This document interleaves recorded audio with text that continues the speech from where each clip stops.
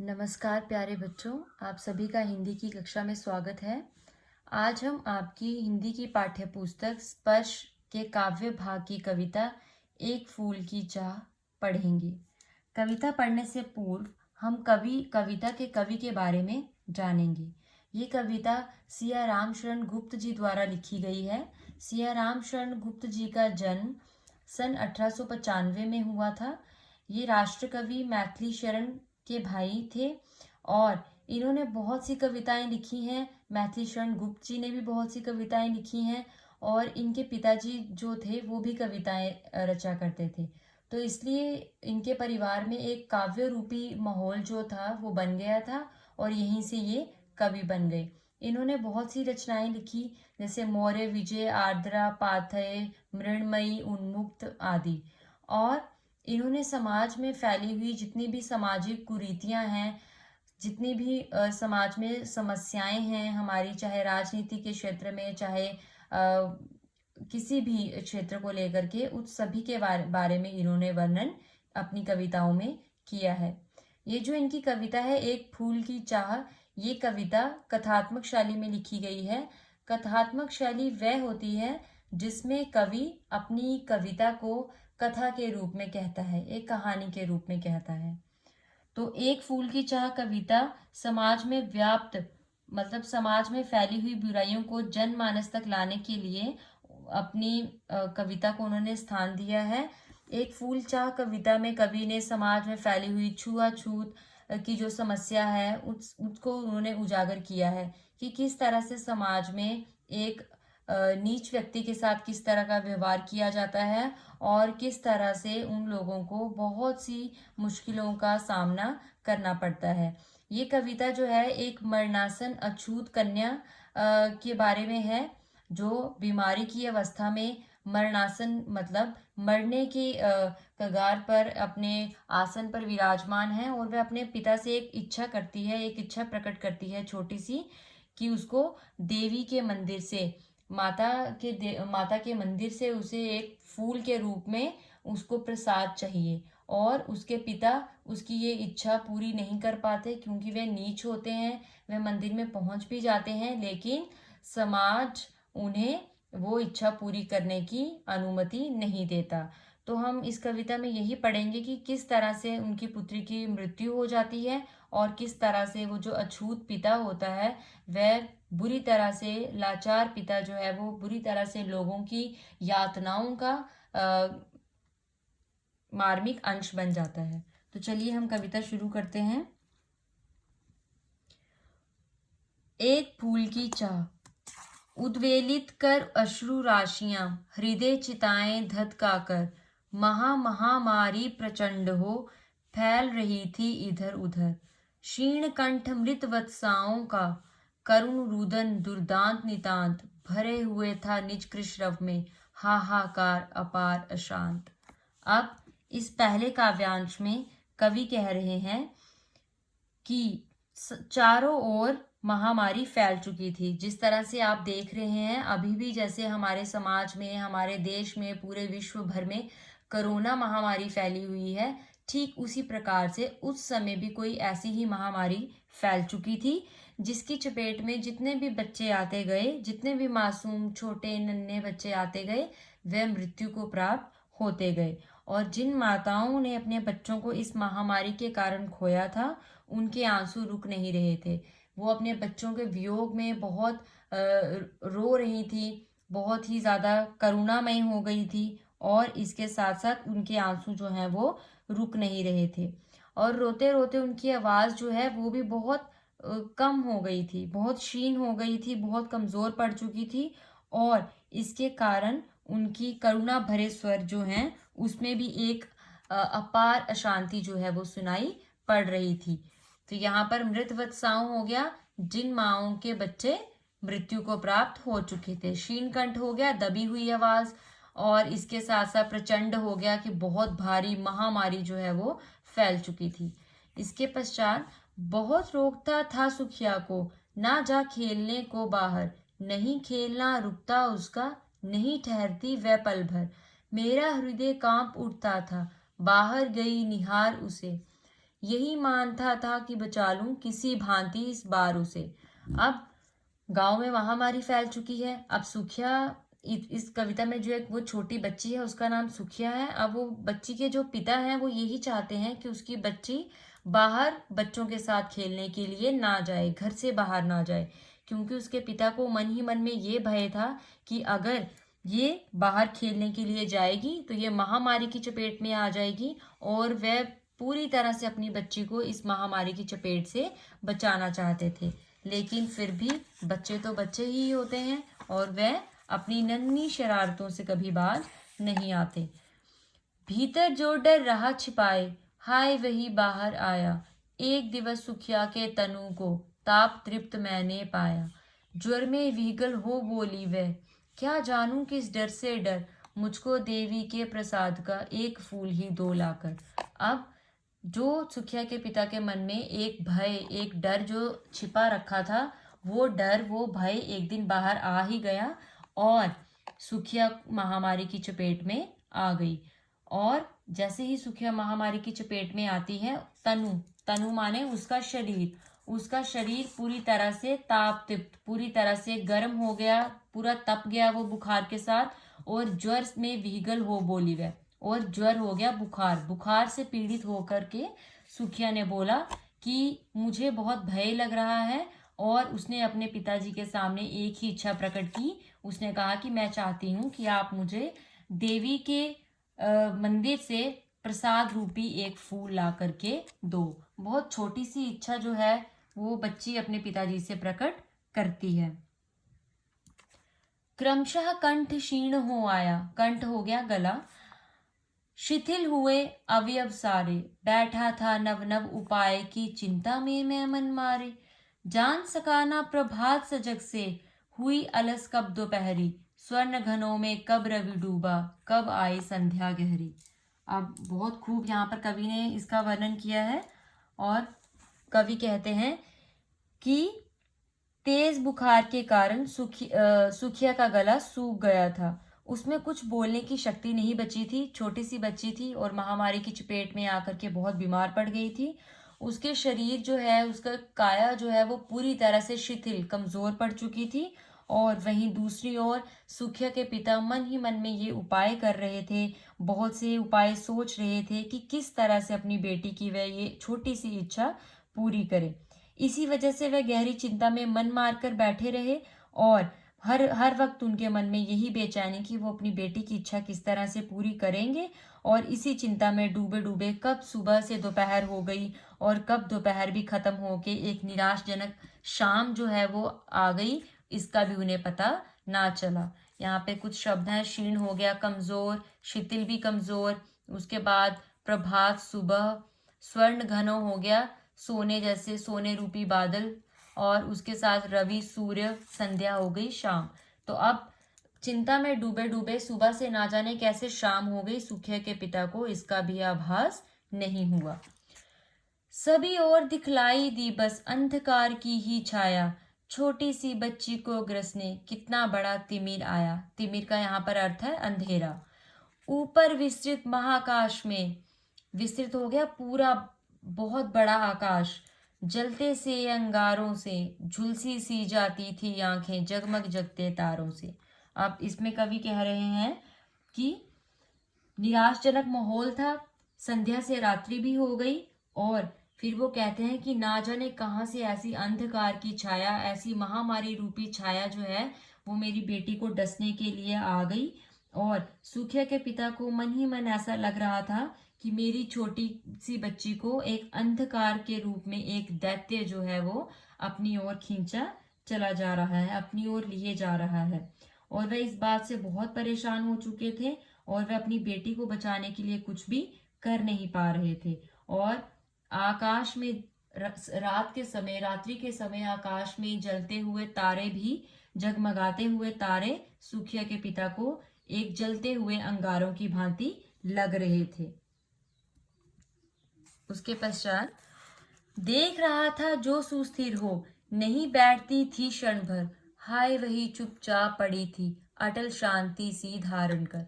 सुनना वही चाहता था मैं, उसे स्वयं ही उकसा कर, मुझको देवी के प्रसाद का एक फूल ही दो लाकर। अब उसके पश्चात पिता को अपनी बेटी को इस शिथिल अवस्था में देख करके, इस बीमारी की अवस्था में देख करके पिता को अपनी बच्ची के लिए बहुत दुख हो रहा था। और वह मन ही मन सोचते हैं कि कहाँ, जहाँ मेरी फूल सी नन्ही सी कोमल सी बच्ची मेरी पल भर के लिए भी शांति से नहीं बैठती थी, हमेशा उछल कूद करती रहती थी, और अब कैसे चुपचाप बिस्तर पर लेटी हुई है।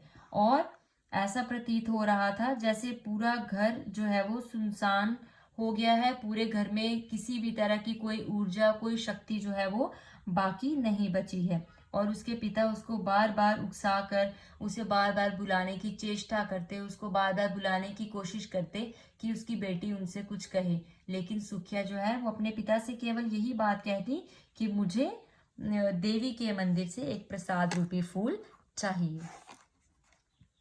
ऊंचे शैल शिखर के ऊपर मंदिर था विस्तीर्ण विशाल, स्वर्ण कलश सरसिज विहसित थे, पाकर समुदित रवि कर जाल। दीप धूप से आमोदित था मंदिर का आंगन सारा, गूंज रही थी भीतर बाहर मुखरित उत्सव की धारा। अब इस काव्यांश में, इस पद्यांश में पूरा मंदिर का वर्णन है कि ऊंचे शैल शिखर के ऊपर, कि पर्वत की बहुत ऊंची चोटी पर मंदिर था विस्तीर्ण विशाल, बहुत बड़ा, बहुत विशाल मंदिर जो है वो बना हुआ था। पूरा मंदिर जो है वो स्वर्ण कलश के साथ, सोने के कलश के साथ चारों ओर से सुसज्जित था। और ऐसा प्रतीत हो रहा था कि जैसे सूर्य जो है वो उन सूर्य की रोशनी से वह जो स्वर्ण कलश है वह अपना जल भर भर के उस मंदिर पर डाल रहे हो। दीप धूप से आमोदित था, और मंदिर का पूरा वातावरण, उसका पूरा आंगन जो है वो वहां पे दीप जले हुए थे, धूप अगरबत्ती हो रखी थी, और पूरे माहौल जो है वो भक्तिमय हो रखा था, और बहुत ही एक उत्सव की धारा वहां पर मानो प्रतीत हो रही थी। भक्त वृंद मृदु मधुर कंठ से गाते थे सब भक्ति मधुमय, पतितारणी पापहारणी माता तेरी जय जय जय। पतितारणी तेरी जय जय मेरे मुख से भी निकला, बिना बड़े ही मैं आगे को जाने किस बल से ढिकला। अब यहाँ पर सुखिया के पिता मंदिर में प्रवेश कर जाते हैं, और वो कहते हैं कि चारों ओर का वातावरण जो है वो बहुत भक्तिमय था। भक्तजन जो है वो अपने मधुर कंठ से, अपने मधुर कंठ से वो क्या कर रहे थे, देवी का आराध्य कर रहे थे, और मतलब देवी से अपने पापों को हरने की आराधना कर रहे थे। और सुखिया के पिता कहते हैं कि मेरे मुख से भी यही निकला कि पति तारणी तेरी जय जय, कि दूसरों का दुख हरने वाली माता देवी तुम्हारी सदा जय हो। और वह कहते हैं कि मैं उस भीड़ में अभी खड़ा ही था, तो ना जाने किस बल से, किस शक्ति से मैं मंदिर के भीतर प्रवेश कर गया, किस बल से, किस शक्ति से मैं मंदिर के अंदर चला गया। मेरे दीप फूल लेकर वह अम्बा को अर्पित करके, दिया पुजारी ने प्रसाद जब आगे को अंजलि भर के, भूल गया उसका लेना झट परम लाभ सा पाकर मैं, सोचा बेटी को माँ के ये पुण्य पुष्प दूं जाकर मैं। अब सुखिया के पिता जो हैं वो मंदिर के भीतर प्रवेश कर जाते हैं। मंदिर में काफी भीड़ होती है, उनको एक धक्का सा लगता है और वो मंदिर के भीतर प्रवेश कर जाते हैं। और इसके पश्चात जैसे ही वो मंदिर में अपने दीप और फूल लेकर के मंदिर में जाते हैं, और जैसे ही वो अम्बा हो गया देवी माँ के सामने, जैसे ही वो उसका अर्पण करते हैं, तो पुजारी झट से माता के चरणों में से अंजलि भरकर, मतलब हाथों में, एक गोद में भर करके, मतलब हाथों में फूल भर करके सुखिया के पिता की गोद में दे देते हैं। जैसे ही सुखिया के पिता को वो फूल देवी के चरणों से वो पुष्प प्राप्त होते हैं, तो वह बहुत अपने आप को बहुत परम अपना लाभ समझता है कि मुझे बहुत बड़ी मेरी इच्छा जो है वो पूर्ण हो गई। और वो बहुत मन ही मन बहुत प्रसन्न हो जाता है कि अब मैं अपनी बेटी को जा करके ये देवी के चरणों से फूल मैं अपनी बेटी को दूंगा, अपनी बेटी की इच्छा पूरी करूंगा। सिंहपोर तक भी आंगन से नहीं पहुंचने मैं पाया, सहसा ये सुन पड़ा कि कैसे ये अछूत भीतर आया। पकड़ो देखो भाग न जावे, बना धूर्त ये है कैसा, साफ स्वच्छ परिधान किए हैं भले मानुषों के जैसा। अब सुखिया के पिता क्या कहते हैं कि अभी मैं मंदिर के द्वार से वापस मंदिर के द्वार से निकल करके आंगन तक भी नहीं पहुंचा था कि इतने में क्या हुआ सुखिया के पिता को अचानक से सुनाई पड़ता है कि कैसे ये अछूत भीतर आया, कि पकड़ो इस अछूत को। ये अछूत जो है, एक अछूत व्यक्ति, ये किस तरह से मंदिर के भीतर आ गया। और सभी कहते हैं कि पकड़ो, देखो ये भाग ना जाए, ये कैसा धूर्त है, कैसा चालाक है, जिसने इतने साफ और स्वच्छ परिधान, साफ और स्वच्छ वस्त्र पहने हुए हैं, बिल्कुल भले मानुषों के जैसा लग रहा है, लेकिन ये अछूत है। और सभी कहते हैं कि पकड़ो इसको। पापी ने मंदिर में घुसकर किया अनर्थ बड़ा भारी, कलुषित कर दी है मंदिर की चिरकालिक शुचिता सारी। शुचिता हो गया शुद्धता। क्या मेरा कलुष बड़ा है देवी की गरिमा से भी, किसी बात में हूं मैं आगे माता की महिमा के भी। अब यहाँ पर सुखिया के पिता कहते हैं कि सभी लोग मुझे कहते हैं कि ये जो अछूत व्यक्ति मंदिर के भीतर प्रवेश कर गया है, इसने मंदिर के भीतर पहुंच करके बहुत बड़ा अनर्थ कर दिया है, और इसने पूरे मंदिर को कलुषित कर दिया है, पूरे मंदिर को इसने कलंकित कर दिया है, अपवित्र कर दिया है। मंदिर की सारी जो चिरकाल से, युगों युगों से जो इसकी शुद्धता जो चली आ रही थी, उस शुद्धता को अशुद्ध कर दिया है, मंदिर को अपवित्र कर दिया है। और फिर सुखिया के पिता कहते हैं कि मैं ये सोचता हूँ कि क्या मेरा कलुष बड़ा है देवी की गरिमा से भी, कि जो देवी, जो माँ, जो सबका भला करती है, क्या उसकी गरिमा से भी मेरी कलुषता, जो मेरी अछूतपन है, वो क्या उस देवी की गरिमा से भी बढ़कर है।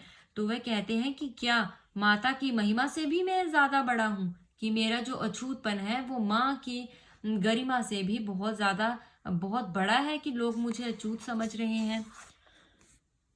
माँ के भक्त हुए तुम कैसे, करके ये विचार खोटा, माँ के सम्मुख ही माँ का तुम गौरव करते हो छोटा। कुछ ना सुना भक्तों ने, झट से मुझे घेर कर पकड़ लिया, मार मार कर मुक्के घूंसे धम से नीचे गिरा दिया। अब जो मंदिर में बाकी के जो भक्तजन मौजूद थे, उन्होंने क्या किया, उन्होंने कहा कि तुमने अपने आप को माँ का भक्त कैसे समझ लिया, कैसे तुमने समझ लिया कि तुम देवी के भक्त हो, और तुम्हारे मन में मंदिर के भीतर प्रवेश करने का ये विचार आया भी कैसे, और किस तरह से तुमने माँ के सम्मुख, माँ के सामने आने का ये गौरव प्राप्त किया।